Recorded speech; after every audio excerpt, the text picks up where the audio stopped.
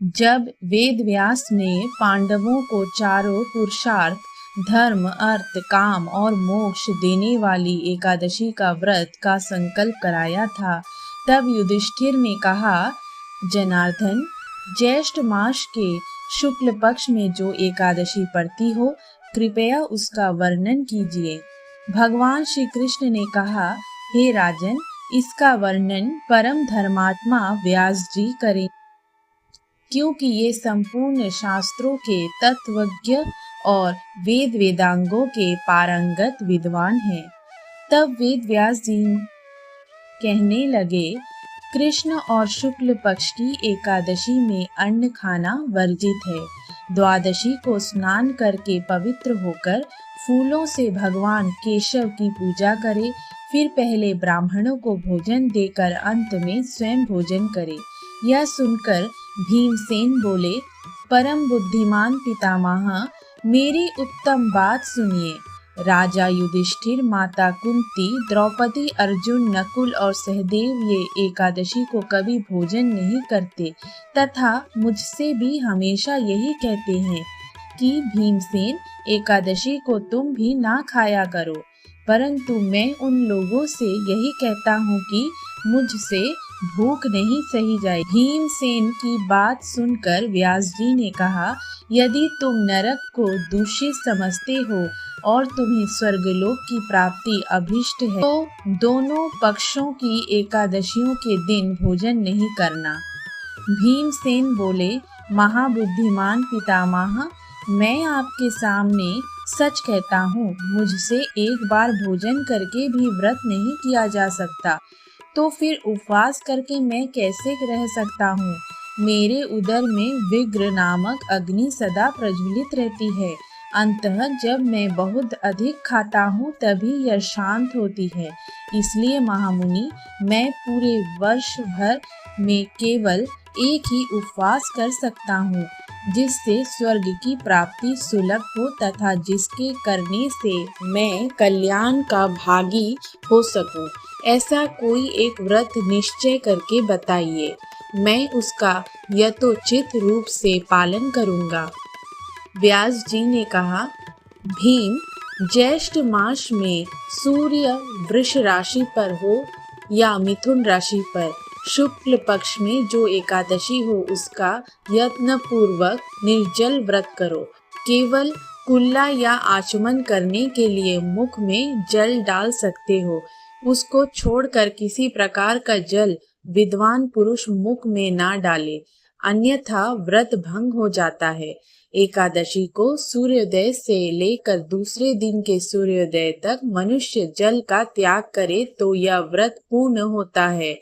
इसके बाद द्वादशी को प्रभात काल में स्नान करके ब्राह्मणों को विधि पूर्वक जल और सुवर्ण का दान करे। इस प्रकार सब कार्य पूरा करके जितेंद्रिय पुरुष ब्राह्मणों के साथ भोजन करे। वर्ष भर में जितनी एकादशियां होती हैं, उन सब का फल इस निर्जला एकादशी से मनुष्य प्राप्त कर लेता है, इसमें तनिक भी संदेह नहीं है। शंख, चक्र और गदा धारण करने वाले भगवान केशव ने मुझसे कहा था कि यदि मानव सबको छोड़कर एकमात्र मेरी शरण में आ जाए और एकादशी को निराहार रहे तो वह सब पापों से छूट जाता है।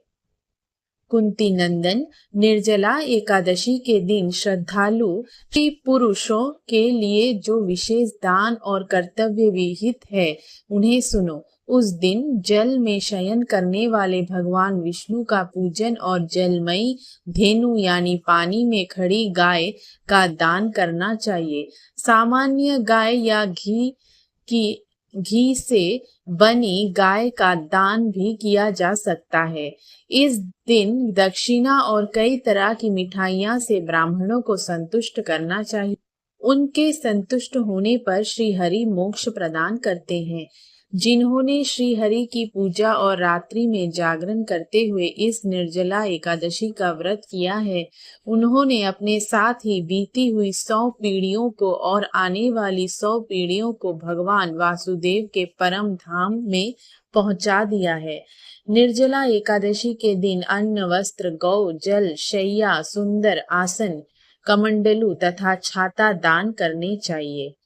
जो श्रेष्ठ तथा सुपात्र ब्राह्मण हो, जूता दान करना चाहिए। वह सोने के विमान पर बैठकर स्वर्गलोक में प्रतिष्ठित होता है। जो इस एकादशी की महिमा को भक्ति पूर्वक सुनता अथवा उसका वर्णन करता है, वह स्वर्गलोक में जाता है।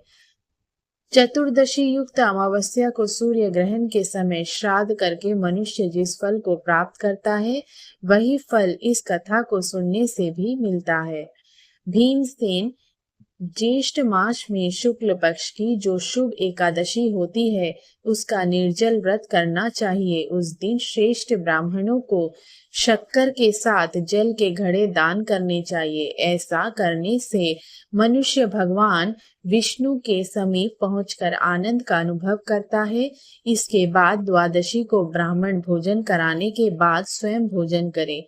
जो इस प्रकार पूर्ण रूप से पाप नाशिनी एकादशी का व्रत करता है, वह सब पापों से मुक्त हो आनंदमय पद को प्राप्त करता है।